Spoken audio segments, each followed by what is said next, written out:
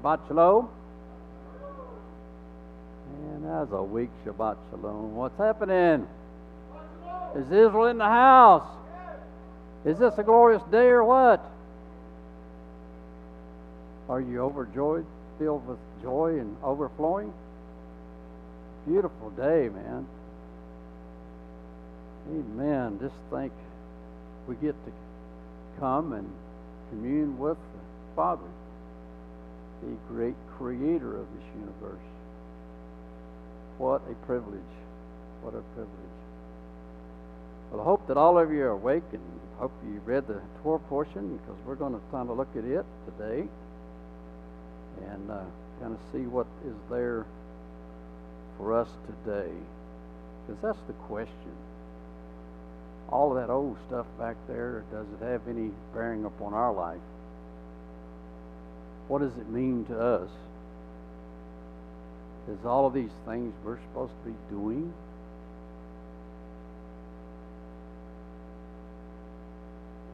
Well, you know that the world is as usual, as always. Nothing new, right? There's nothing new under the sun, as Solomon says.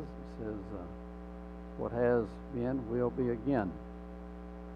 So it's kind of interesting that we can look at prophecy as history. History in the making and history that's past. It's interesting, I'm reading a new book by Jonathan Cahn called The Paradigm. Pretty interesting. He parallels the events of the past of Israel to the events that are taking place, particularly in America today. Pretty interesting. So, that has the question of, what does it really mean for us? When we read all of these things, and we think, man, this was a pretty tough thing for them to do. I'm sure glad that we don't have to do none of that stuff. I'm sure glad that Jesus took care of all of that for us. But did he really? So that's going to be kind of the thing we're going to talk about. This is in Leviticus 21. Leviticus means the heart. It is the heart of the Torah. Heart of the Torah. You know, when we look in Genesis, we see the Garden of Eden and how that Adam and Eve was created and placed there. We see that that was God's temple, God's sanctuary on earth. God dwelt there among and with Adam and Eve. And we always talk about, well, the tree of life was there. Also the tree of good and evil. And we think, well, why was the tree of good and evil there? What's this tree of life all about? If we read in Psalms, it says the tree of life was in the midst, but it was the Torah. In Proverbs it says, she is the tree of life. So we see that the law, or the Torah, is the tree of life. So we've lost that connection and concept because we have been taught, well, that's all been done away with, and that old law was for then, and now that we're totally under grace and no law. So we've basically uprooted the tree of life out of our world, because he says that the tree of life is the law of the Torah. So, and that's what it says throughout the Torah. It says, if you will do these things, then you will have life.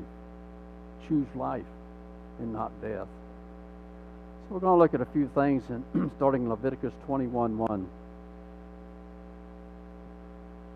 Emor, as you looked at, Emor originally, that's the name of this Torah portion, and Emor means to speak, or to say, or the spoken word. Just go back just a second. Look, speak, command, or declare. And Jehovah spoke these words. That's the emphasis on this Torah portion. That he starts each one of these things where he says, Jehovah spake unto Moses. Jehovah spake unto the children of Israel. So we get this concept then that it wasn't some man's doing, some man's writing, sitting down and saying, you know, God, I think this would be pretty good if we made these guys all come together, once every 7 days, No, Jehovah spoke that word. These are Jehovah's words.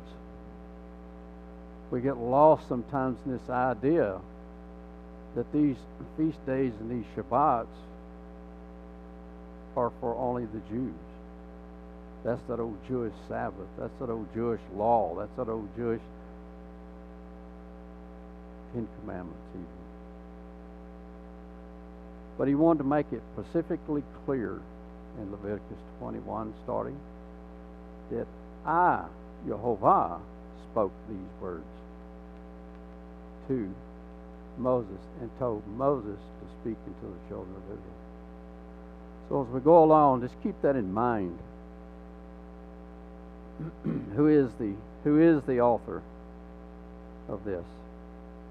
This is Leviticus 21, starting in verse 1. And Jehovah said unto Moses, Speak unto the priests, the sons of Aaron, and say unto them, There shall none be defiled for the dead among his people, but for his kin that is near unto him, that is, for his mother, for his father, for his son, or for his daughter, or for his brother, and for his sister a virgin, that is nigh unto him, which hath had no husband, for her may he be defiled. And I think, well, man, this is pretty wild. Why would he not allow the priest to be defiled by the dead? Because we see this whole picture of our society is that when there's a funeral, we have to have a preacher there, right? To preach. In ancient times, that was not the case. Because he could not be defiled by the dead. Because why? Because he is the example and has the responsibility of providing life unto people, not death. He never spoke death. The priest never spoke death. He spoke life always, always. So that's why that we see in James and these types of things where he says, be careful of the words that you speak. Speak life. Speak positive actions. Because the Bible is full of nothing but positive things, not negative. That's why he says, choose you this day life. Here is the blessings, here is the curses.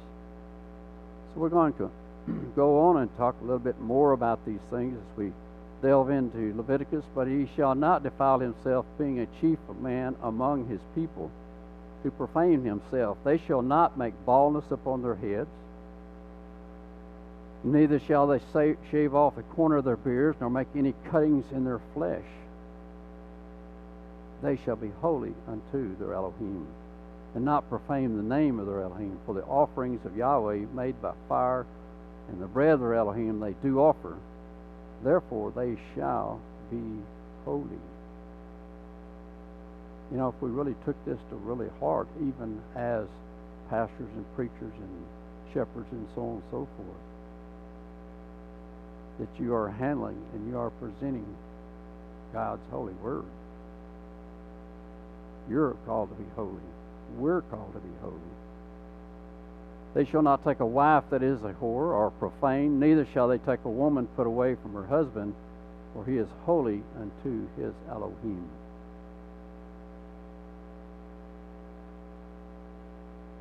I want you to look at that right there. It says, Thou shalt not take a wife that is a whore or profane, neither shall they take a woman put away from her husband. We look in Jeremiah 3, 1 to 8, they say, If a man put away his wife and she go from him, become another man's, shall he return unto her again?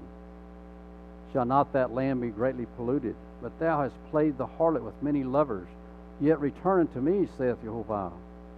Yahweh said also unto me in the days of Josiah the king, Hast thou seen that which backsliding Israel hath done? She has gone up on every high mountain and upon every green tree, and there hath played the harlot. And I said, after she had done all these things, Turn thou unto me. But she returned not. And her treacherous sister Judah saw it. And I saw, when for all the causes whereby backsliding Israel committed adultery, I had put her away and given her a bill of divorce. Yet her treacherous sister Judah feared not, but went and played the harlot also. I know most all of us realize and know that the 12-tribe kingdom was divided at one time because of the things that took place. He divided it into 10 tribes, which is called Israel. Those are the people that was given a bill of divorcement. The 2 tribes of Judah, even though that they did the same thing, he did not give them a bill of divorcement, because as it shows in the New Testament, because unto them was committed the oracles of God. And without them holding on to the Torah and the oracles of God, we would not have those today. But he gave Israel a bill of divorcement, and we know that the 10 tribes were scattered into the world. That's what this is all about. That's what this movement is about, is to rediscover who we are within Israel itself. Are we part of those 10 tribes? If we've gone away from the following the Father and have come back to his ways, then we are. Not necessarily blood-wise, but the calling of the Spirit. And as we go on in Jeremiah 3:14 says, Turn, O backsliding children, saith Yahweh, for I am married unto you. And I will take you one of a city, 2 of a family, and I will bring you to Zion. So there's always hope, isn't there? When God brings punishment upon anyone, particularly Israel, he always made a way of escape. He always held out that hope. If you will return from your backsliding, if you will turn from your idols and turn from desecrating my laws, I will take you back. He says, And I will give you pastors according to mine heart, which shall feed you with knowledge and understanding. Isn't that where we are called to be and to do? Pastors that feed the people with knowledge and understanding of God's Word and of God's Torah for all mankind. And it shall come to pass, when ye be multiplied and increased in the land, in those days, says Yahweh, thou shalt say no more, the ark of the covenant of Yahweh. Neither shall it come to mind, neither shall they remember it, neither shall they visit it, neither shall that be done anymore. Pretty interesting statement, isn't it? With all the things that we see that are being prophesied of and spoken of, the rebuilding of the third temple and so forth, reinstitution of animal sacrifice, reinstitution of the Levitical priesthood. Yet he tells them here in Jeremiah, he says, no, those will be no more, because Yeshua is the temple thereof. And the pastors are the priests according to the order of Melchizedek.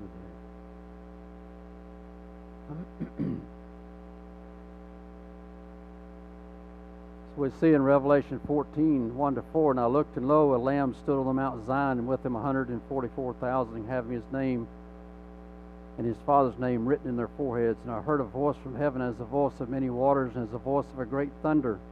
And I heard the voice of harpers harping with their harps, and they sung, as it were, a new song before the throne, and before the 4 beasts and the elders. No man could learn that song but the 144,000 which were redeemed from the earth. These are they which were not defiled with women, for they are virgins. These are they which follow the Lamb whithersoever he goeth.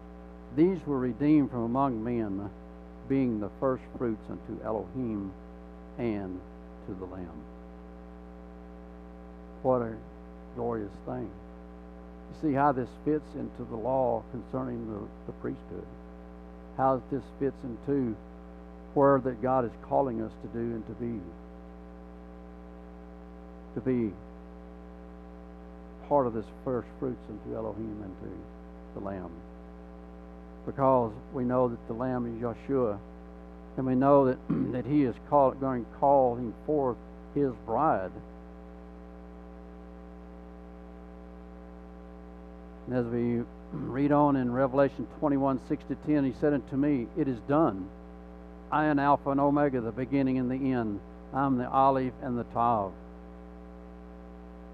I will give unto him that is athirst of the fountain of the water of life freely. He that overcomes shall inherit all things, and I will be his Elohim, and he shall be my son. But the fearful and unbelieving and the abominable and murderers and whoremongers and sorcerers and idolaters and all liars shall have their part in the lake which burns with fire and brimstone, which is the second death. And there came unto me one of the seven angels which had the seven vials full of the seven last plagues, and talked with me, saying, Come here, I will show thee the bride, the Lamb's wife. And he carried me away in the Spirit to a great and high mountain, and showed me that great city, the holy Jerusalem, descending out of heaven from Elohim. Do we want to be part of the bride of the Lamb? Remember what we read about, that the priest, particularly the high priest, could not take a wife that was not clean.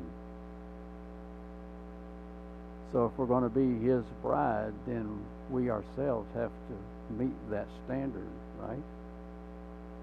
That standard of holiness. It says not defiled with women, and a lot of people misread this or misunderstand it and say, well, he's talking about these are all going to be men that's never been married and they're all virgins.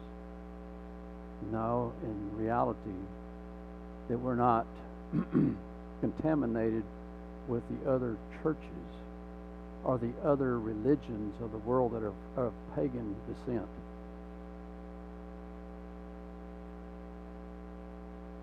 Because we know that the church is depicted as a woman in the Scriptures. Moving on, Revelation 21:11 says, Having the splendor of Elohim, and her light was like unto a stone most precious, even like a jasper stone, clear as crystal, and had a wall great and high, and had 12 gates. And at the gates 12 angels, and names written thereon, which are the names of the 12 tribes of the children of Israel. On the east 3 gates, on the north 3 gates, on the south 3 gates, and on the west 3 gates. And the wall of the city had 12 foundations, and in them the names of the 12 apostles of the Lamb. So it seems to be that these 12 gates are for the names written over them for the 12 tribes of Israel. Do you want to be able to enter that city? I guess that's the question. We might have to go round and round and round and say, well, where's the gate? You're part of Israel. If you've been grafted in through the Messiah, then you can go into that city through one of those gates. I'm going to go back to Leviticus 21:10-14. Says, He that is the high priest among his brethren, upon whose head the anointing oil was poured, and that is consecrated to put on the garments, shall not uncover his head, nor rend his clothes. Neither shall he go into any dead body, nor defile himself for his father or for his mother. Neither shall he go out of the sanctuary, nor profane the sanctuary of his Elohim. For the crown of the anointing oil of his Elohim is upon him. I am Yahweh. And he shall take a wife in her virginity, a widow or a divorced woman, or profane or harlot. These shall he not take, but he shall take a virgin of his own people to wife. Just what we just got through reading in Revelation, Jeremiah, these different places. says, nor rend his clothes. We all know the story of what Caiaphas did at the time of Yeshua's crucifixion, that he rent his clothes, showing that he no longer was a high priest. Because when you rend your clothes, you are desecrating the law of the high priest. You are no longer a high priest.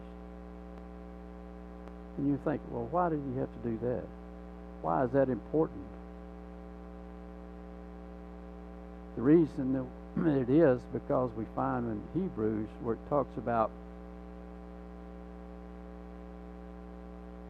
that Yeshua could not be a high priest here on earth, and he couldn't be a high priest while the heavenly sanctuary could not be in operation while the earthly sanctuary was in operation, what it says in Hebrews.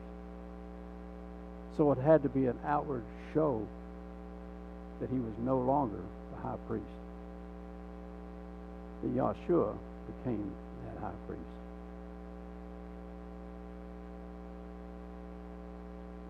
Even though that we know that Caiaphas really wasn't a high priest, really after the lineage he was supposed to be. You know, there was other, some say that John the Baptist was of the priesthood, was a priest. I think that he was. He was probably in line to be that. There's even this understanding or thought that the Dead Sea Scrolls written by the Essenes are, I should say, kept by the Essenes. They copiously copied them, were of the true lineage of the priesthood. And that they saw what was going on with the priesthood in Jerusalem. And so they pulled themselves out and went into their own community because they saw the desecration of that office. So those things had to take place where the Messiah could become that high priest and our high priest.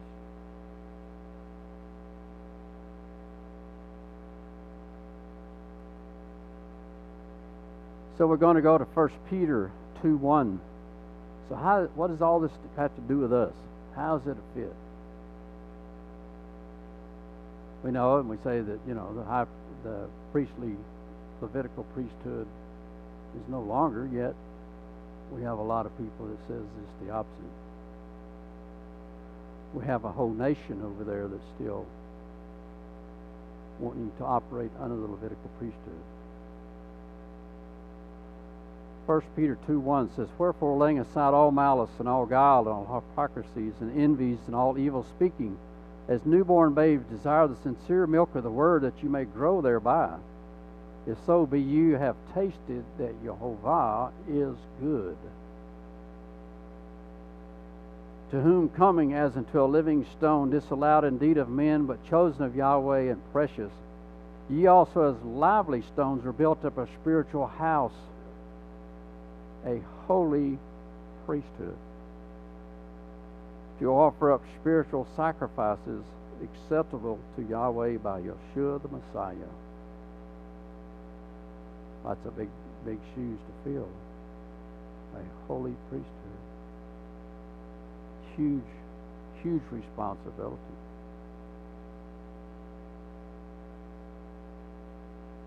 Calls for laying aside all malice, guile, hypocrisies, envies, evil speakings, all of these things.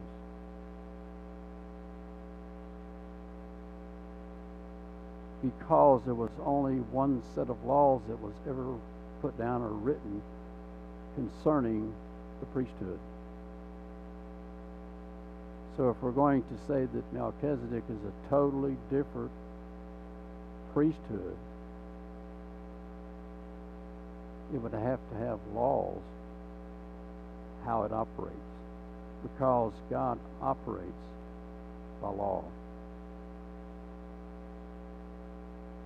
So these laws that was put in for the Levitical priesthood carries over, I think, into the Melchizedek priesthood, because he's calling for the same holiness, calling for the same responsibilities, calling for the same higher standard.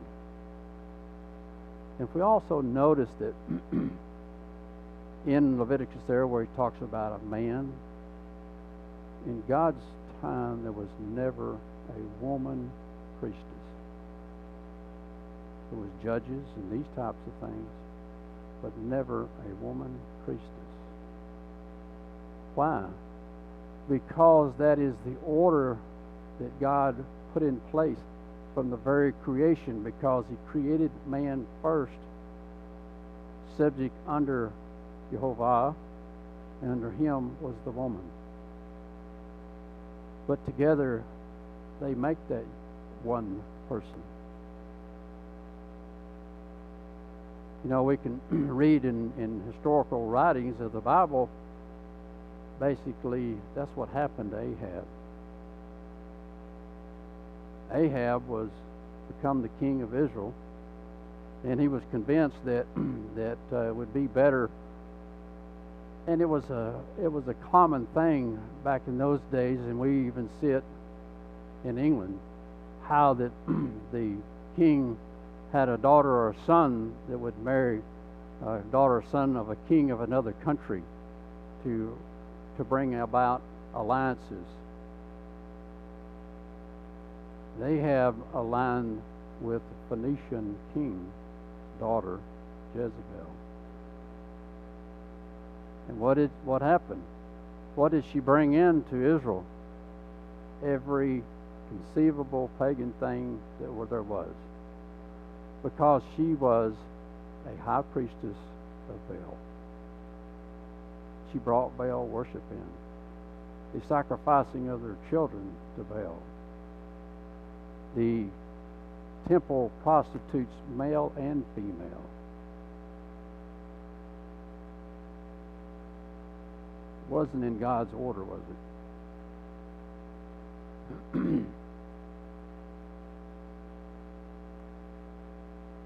As we go on in Peter, we're going to read some more. It says, "Wherefore also is contained in the Scripture, Behold, I lay in Zion a chief cornerstone, elect, precious, and he that believeth on him shall not be confounded. Unto you therefore which believe he is precious, but unto them which be disobedient, the stone which the builder disallowed, the same is made the head of the corner, and a stone of stumbling, and a rock of offense, even to them which stumble at the word, being disobedient. Whereunto also they were appointed. Rock of stumbling, rock of offense."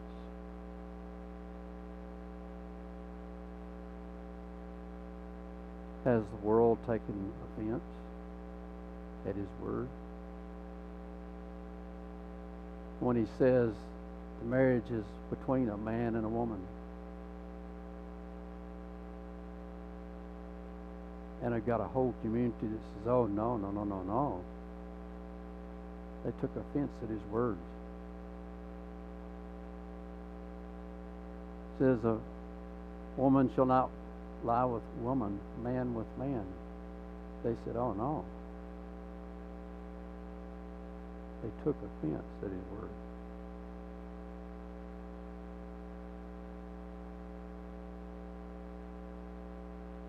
Go on, and Peter says, "But ye are a chosen generation, a royal priesthood, and a holy nation, a peculiar people, that you should show forth the praise of him who hath called you out of darkness into his marvelous light."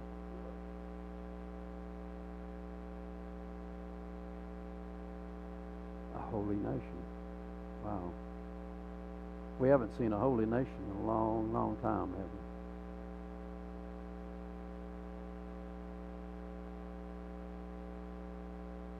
Says, "Which in times past were not a people, but are now the people of Yahweh, which had not obtained mercy, but now have attained mercy. Dearly beloved, I beseech you as strangers and pilgrims, abstain from fleshly lust, which war against the soul, having your conduct honest among the Gentiles."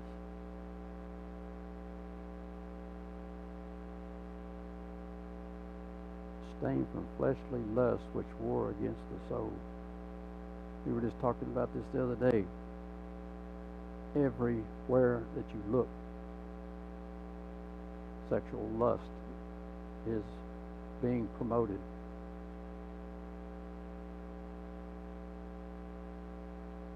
Even down to the shaming of the way that you look. You have to look a certain way. That whereas they speak against you as evildoers, they may by your good works, which they shall behold, praise Elohim in the day of visitation. So you begin to wonder, well, you know, these are Gentiles. What is Gentile? Gentile is one that's outside of the covenant. So then in reality, we don't really need to mess with those people, right? We really don't even need to talk to them because they're outside of the covenant. They're unbelievers. They're heathens. Or maybe they're pagans. Maybe they keep all the pagan holy days. Is that what it says? Does that say that we should shun them and walk around them and not? Yeah, it says, by your good works. And that doesn't necessarily mean by you going over and preaching to them and saying, hey, brother, you need to follow the Torah. It means by your example, how that you conduct your life, how that you walk, how that you treat them.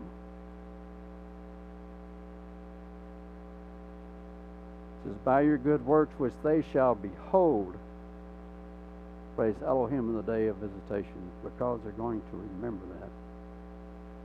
Submit yourselves to every ordinance of man for the master's sake, whether it be to the king as supreme, or unto governors as unto them that are sent by him for the punishment of evildoers and for the praise of them that do well.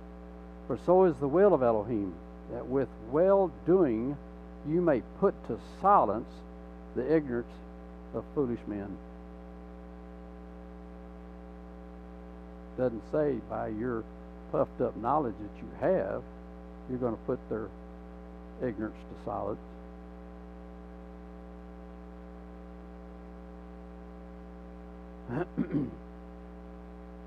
As free and not using your liberty for a cloak of maliciousness, but as the servants of Jehovah.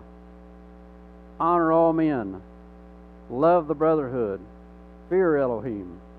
Honor the king. Servants, be subject to your masters with all fear, not only to the good and the gentle, but also to the forward.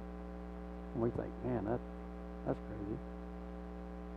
We got half of the world split right down the middle. Half the United States split right down the middle over our president. Some hate him. Some love him. The news is nothing but about him. You turn on the news, it's nothing but about him. And it's usually always negative. Evidently, they've never read this. Or they read it and said, that ain't for me. That's talking about somebody else.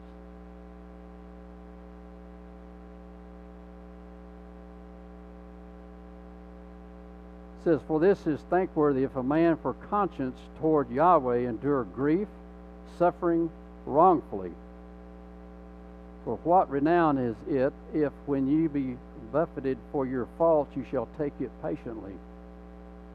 But if when you do well and suffer for it, you take it patiently also. This is acceptable with Yahweh.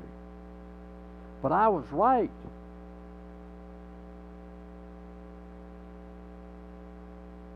A lot of injustice in this world. And that's what Jehovah says. A lot of suffering in this world.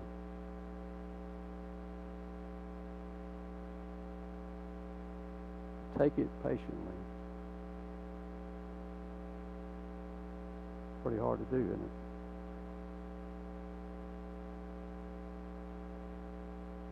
Going on, and Peter says, even here unto were you called, because the Messiah also suffered for us, leaving us an example, that you should follow his steps, who did no sin, neither was guile found in his mouth, who when he was reviled not again, when he suffered he threatened not, but committed himself to him that judges righteously, who his own self bare our sins in his own body on the tree, that we, being dead to sin, should live unto righteousness, by whose stripes we were healed.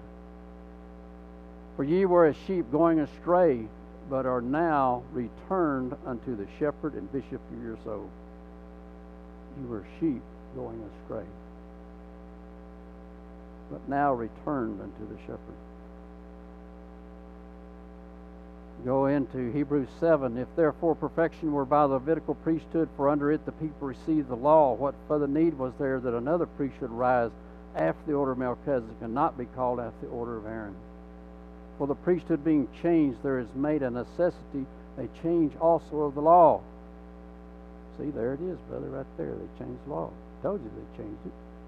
Told you they nailed it to the cross. There's right there. What law is it talking about?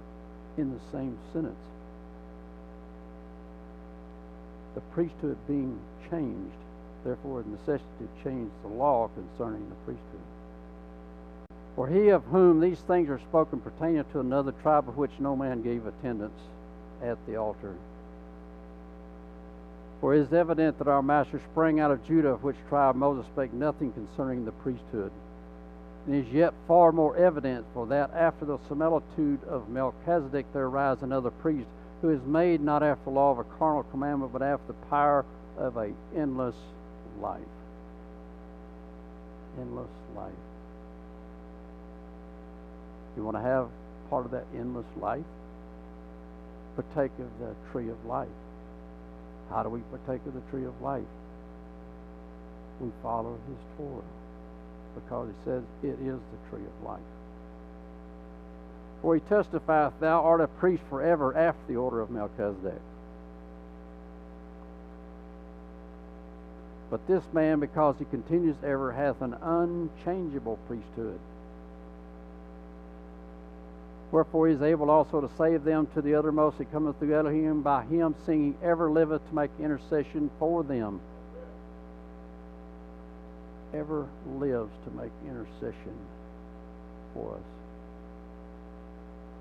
For such a high priest became us, who is holy, harmless, undefiled, separated from sinners, and made higher than the heavens. That's the only way that he could become high priest, right? Just what we read in Leviticus 21. It showed what was required to become a high priest. For the law makes men high priests which have infirmity, but the word of the oath which was since the law makes the Son, who is consecrated forevermore.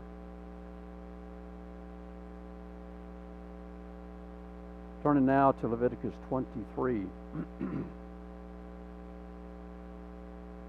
This is, of course, part of the Torah portion. To me, it's why that Leviticus is the heart.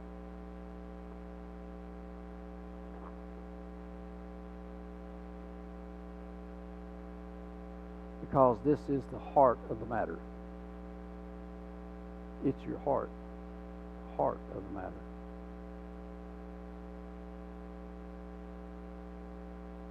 It says, speak unto the children of Israel, and say unto them concerning the feast of Jehovah, which you shall proclaim to be holy convocations, even these are my feast. 6 days shall work be done, but the seventh day is the Sabbath of rest, a holy convocation. You shall do no work therein. It is the Shabbat of Jehovah in all of your dwellings. These are the feast of Jehovah, even holy convocations, which you shall proclaim in their seasons. We come to find, as we study and study more of the Scriptures, we look at every word. Every word there has a reason and a purpose that is placed there. It's not just filling space. It's just not trying to make it sound good or flowery or whatever. In their seasons.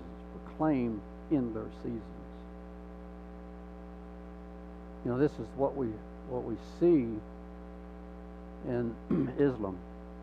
They follow a lunar calendar only. No solar calendar, all lunar calendar.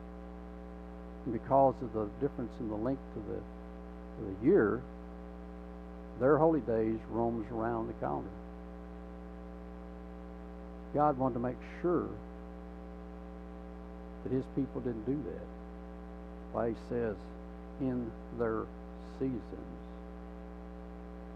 In their seasons, times of the year. That's why that the Passover is tied to the spring. It has to be kept that way.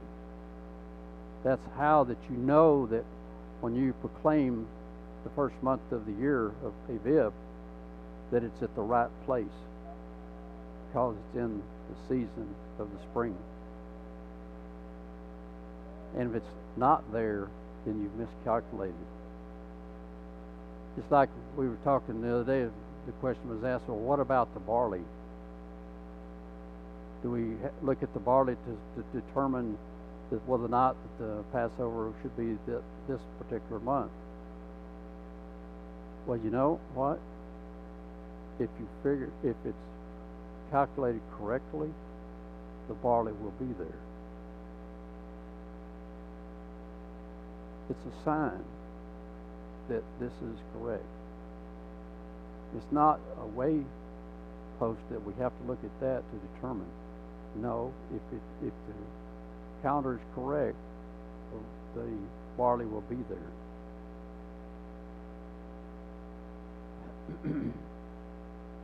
So that's why that about every 3.5, 4 years, you have to add a month to the calendar to keep the seasons in their proper place. Prior to the flood, that was not a problem, because you had a perfect mechanism. The lunar and the solar year was completely together, because in creation we see that they were created on the same day. The sun and the moon was created on the same day. Sun rules year, the moon rules month. So if they were created in harmony, it would be that way every year, right? But because of sin entering into our world, creating a hostile environment so bad that God had to destroy the people on the earth, he also destroyed part of the earth, causing imbalance between the solar and the lunar years. We're going to go on in Leviticus 23. On the 14th day of the first month, between the evenings, is Jehovah's Passover. And on the 15th day of the same month is the feast of unleavened bread unto Yahweh. 7 days you must eat unleavened bread. On the first day you shall have a holy convocation. You shall do no servile work therein, but you shall offer an offering made by fire unto Yahweh 7 days. And the seventh day is a holy convocation. You shall do no servile work therein. That seems pretty straightforward. One of the things I want to point out here that sometimes people have misunderstood this about the Passover, that the Passover is part of the feast. No, Passover is in of itself, stands alone. The feast begins on the first day of unleavened bread. Okay? Even though that they're celebrated simultaneously, the feast is the unleavened bread feast.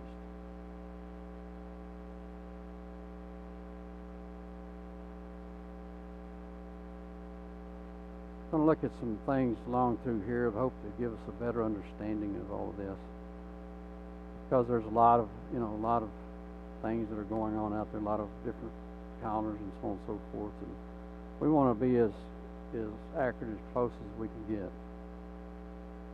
I don't think any of us is perfect. I don't think any of us has all of the understanding of all this.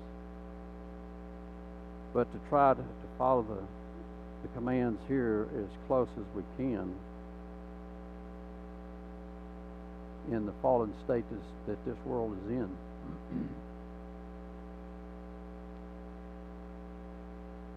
It says, speak unto the children of Israel and say unto them, when you become into the land which I give unto you, and shall reap the harvest thereof, then you shall bring a sheaf of the first fruits of your harvest unto the priest. And this first fruits is barley. That's why barley is connected with the Passover, because it's the first grain that is ripe in the spring.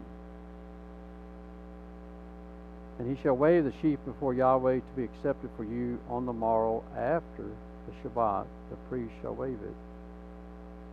And ye shall offer that day, when you wave the sheep, an he lamb without blemish of the first year for a burnt offering unto Yahweh.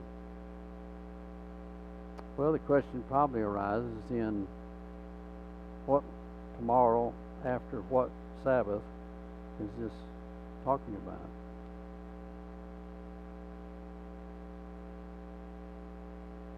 Because after all, in the verse before, it said that the first and last day of the 7 days of unleavened bread feast are Sabbaths. Okay? But when you look into the Hebrew of it, we see that when it's actually a holy day on the feast, it's called Sabbaton, showing that it is a feast Shabbat, not the seventh day Shabbat. So that's one thing that we have to take into consideration when we look at this. Okay. So it's also connected verse-wise, chapter-wise, and as a completed thought, that it says that this first fruits is connected into 7 days of unleavened bread.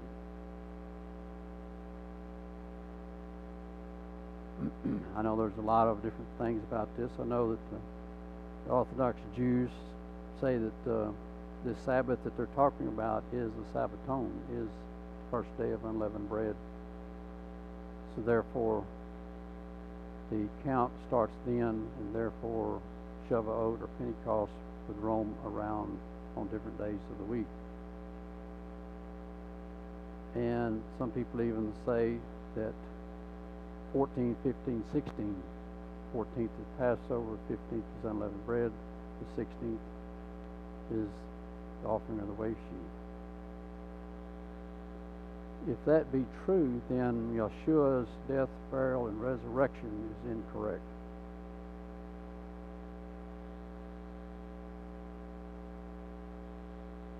Right?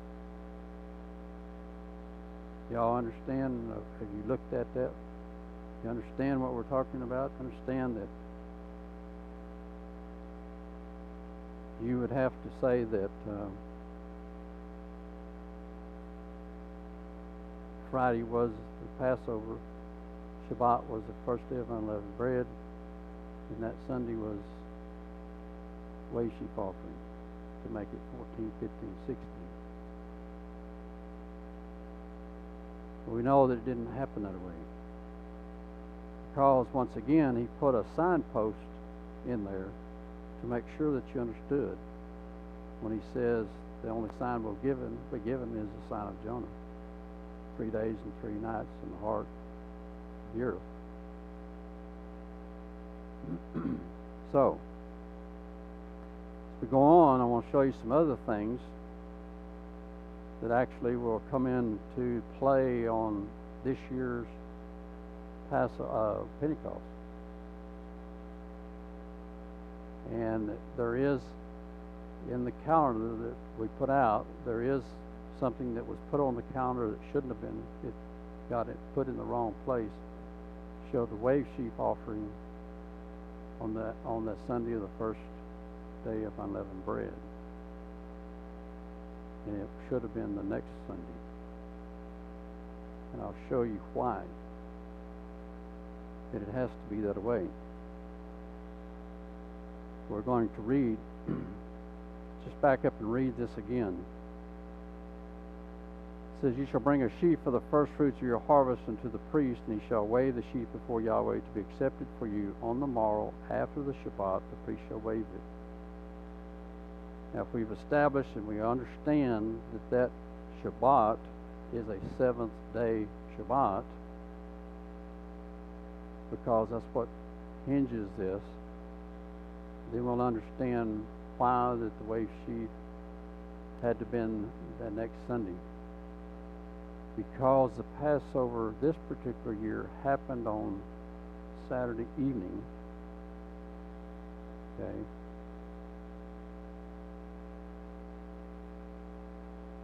So there's not another Shabbat within that until the next Shabbat.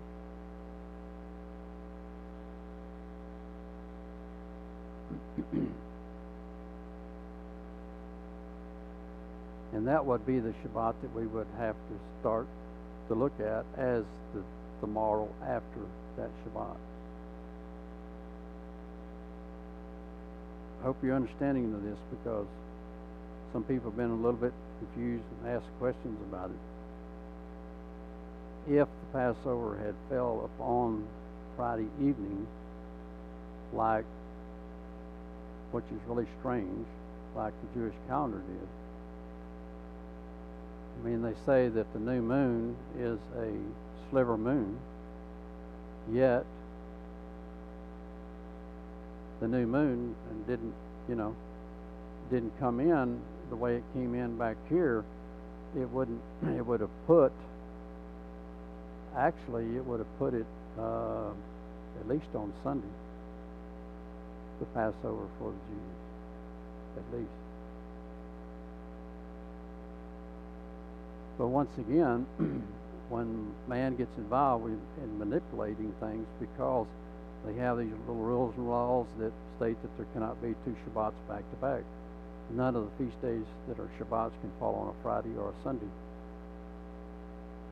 So therefore there's a movement being done there.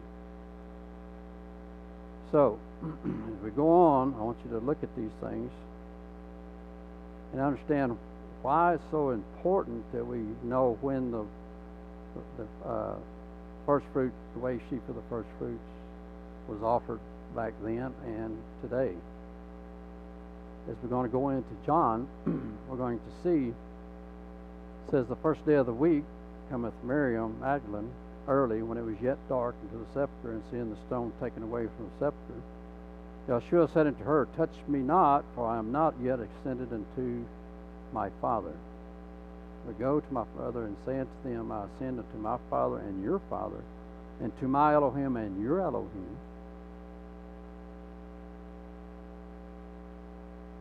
Then the same day at evening, being the first day of the week, when the doors were shut, for the disciples were assembled for fear of the Jews, came Yeshua and stood in the midst and said unto them, peace be unto you.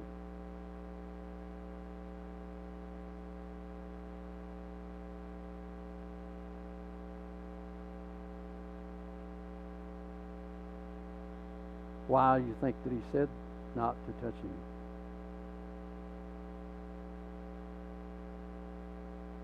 No, I've talked about this and I've showed it before. I know most of you probably may come to the conclusion yourself, but a lot of people out there that still don't believe that the wave sheaf offering was the symbol of his death and resurrection. It says, but in 1 Corinthians 15:20 says, but now is the Messiah risen from the dead and become the first fruits of them that slept. For since by man came death, by man came also the resurrection of the dead. For as in Adam all die, even so in the Messiah shall all be made alive, but every man in his own order. The Messiah, the first fruits, afterwards they that are the Messiahs that is coming. Then cometh the end, when he shall have delivered up the kingdom to Elohim, even the Father, when he shall have put down all rule and all authority and all power. So, that is the reason why that Yeshua rose on the first day of the week, because it was the offering of the wave sheaf offering. Had nothing to do with changing the day of worship. Had nothing to do with anything else. If that was not the offering of the wave sheaf offering on that day, then why did he raise that day? Once again, you'd have to go back and say, if it was the 14th, 15th, and 16th, you'd have to put the Passover Thursday night. Feast of Unleavened Bread Friday, the Shabbat Saturday,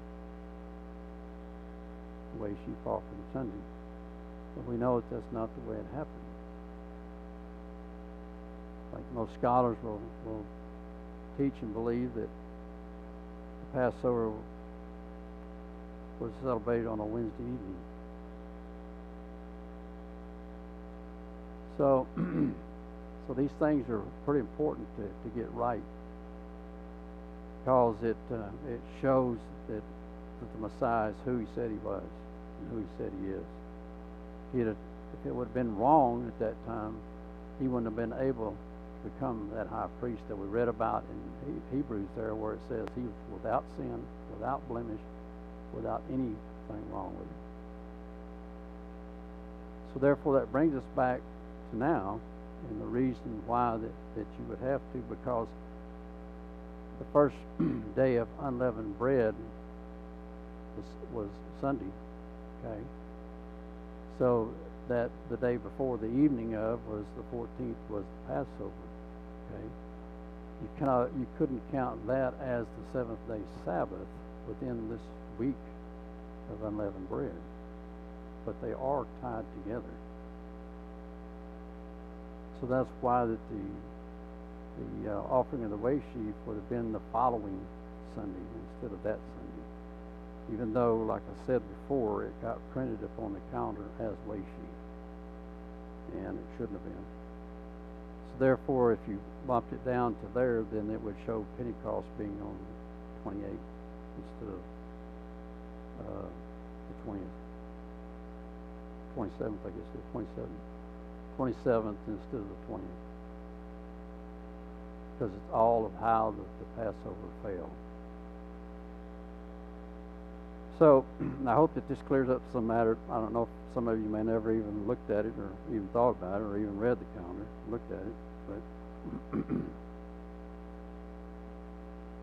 going to go on to Matthew 27:50, and we're going to just finish up on this about the way sheep offering. Yeshua, when he had cried again with a loud voice, yielded up the Spirit, and behold, the veil of the temple was rent from top to bottom, and the earth did quake, and the rocks rent, and the graves were opened, and many bodies of the saints which slept arose, and came out of the graves after his resurrection, and went into the holy city, and appeared unto many. Why do you think that? The graves were opened at his death. It says that when he died upon the cross, there was this earthquake. The rocks were rent, the graves were opened, the curtain was rent. The graves were open. Why didn't they come out at that time? Because they had to wait for the way sheaf offering, because they're part of the first fruits of the dead.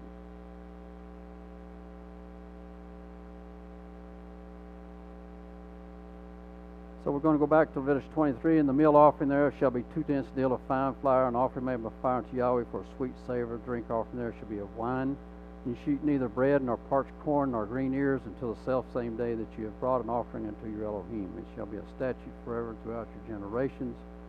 And you shall count unto you from the morrow after the Shabbat, from the day that you brought the sheaf of the wave offering, 7 Sabbaths shall be complete. And this is the other thing about Pentecost or Shavuot. This right here, when you understand it, says 7 Sabbaths shall be complete. So you would have to have 7 complete weeks counted by the 7 days of a week. Because the next verse says that it would be 49 days, and the day after that would be the 50th day. And 50th day stands for Pentecost, or Pentecost stands for 50, and that was the count. So, it connects and shows that way sheaf offering has to be on the first day of the week to have 7 complete Sabbaths, 49 days.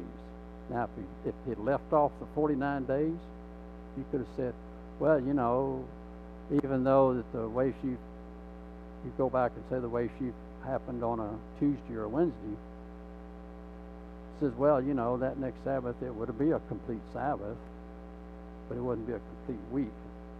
It wouldn't be, the whole total count wouldn't be 49 days, because 7 times 7 is 49. So this is an important point, as we are children of the Torah, right?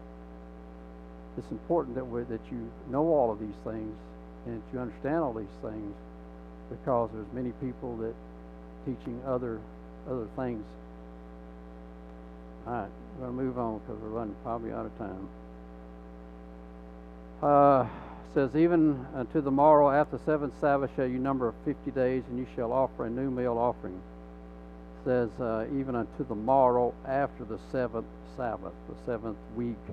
Okay, you shall bring out of your habitation 2 wave loaves of 2 tenths deal. They shall be a fine flour. They shall be baked with leaven. They are the first fruits unto Yahweh. And the priest shall wave them as bread of the first fruit for a wave offering before Yahweh. And he goes on, it talks about, I want to just hit this just a minute. This is, the next verse says, speaking to the children of Israel, saying, in the 7th month, in the 1st day of the month, shall you have a Sabbath, a memorial blowing of trumpets, a holy convocation. This 1st day of the month is the blowing of trumpets. And that month right there is the month of Tishri, the 7th month. You shall do no servile work therein. You shall offer an offering made by fire unto Yahweh. Also on the 10th day of this 7th month, there shall be a day of atonement, shall be a holy convocation to you. You shall afflict your soul, made an offering by fire. You shall not do no servile work in the same day. I think most of us understand this, but I want to get right over here and show you something interesting. For whatsoever soul it is that shall not be afflicted in that same day, day of atonement, he shall be cut off from among his people. And whatsoever soul it be that doeth any work in that same day, the same soul will I destroy from among his people. So it's a pretty important day, isn't it? In fact, among most all Jews, even though that they're secular Jews, this day right here, they keep it. They shut their businesses down. The only time they ever do. It shall be unto you a Shabbat of rest, and you shall afflict your souls in the 9th day of the month at even. From even unto even shall you celebrate your Shabbat. Why is that little thing important? Why did he back up and put this in the 9th day of the month at even, from even unto even? We understand that the day begins with the sun going down. But he puts it in there for people that wants to make a big problem.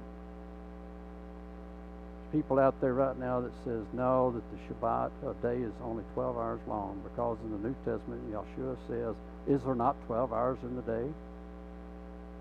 You need to read the whole context, because he says you need to work while there is light, because when the darkness comes, there is no work.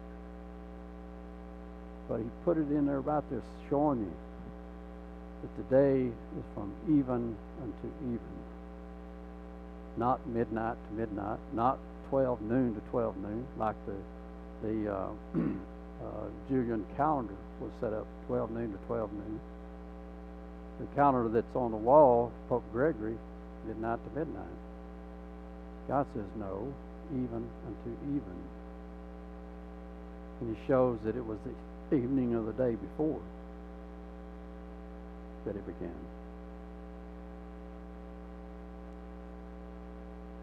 All right. Of course, we know what the Feast of Tabernacles is all about, right?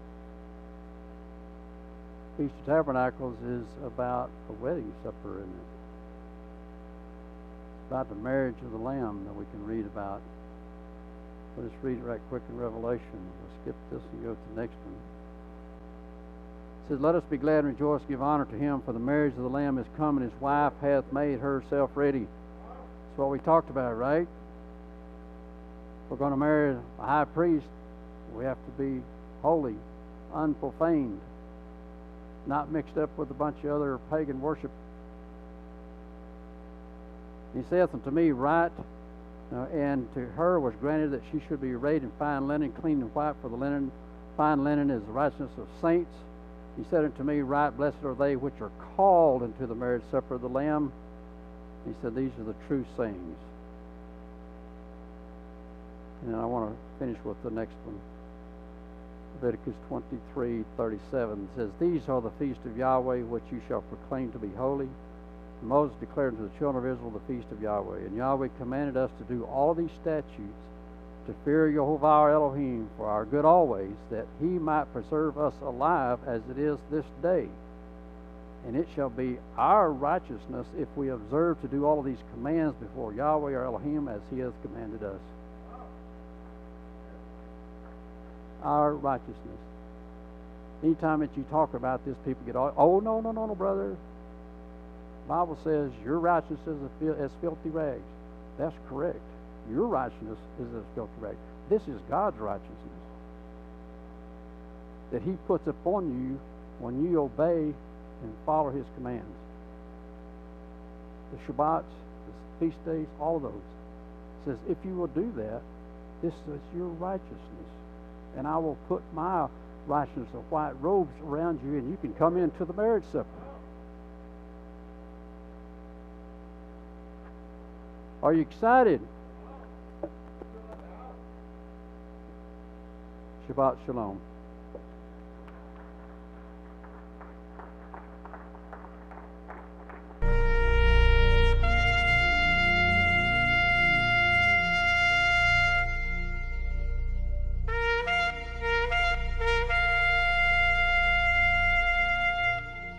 Thank you for watching a teaching from Emor HaTorah.